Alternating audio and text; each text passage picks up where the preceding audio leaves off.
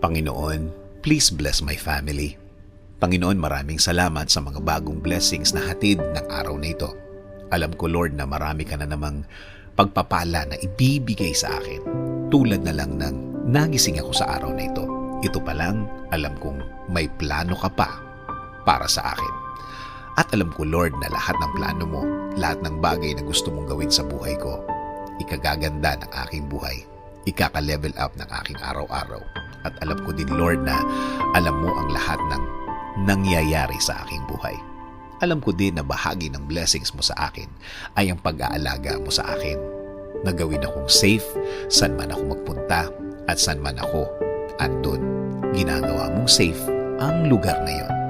At alam ko, Lord, na since ikaw ang nangunguna ng aking buhay, alam kong patuloy mo akong i-guide sa mga darating na araw at panahon at sa lahat ng aking gagawin sa mga susunod na araw, linggo, at mga taon na darating sa aking buhay. Kaya ngayon, Lord, kasama po ng aking dasal na ito na alagaan at protektahan mo din ang aking pamilya,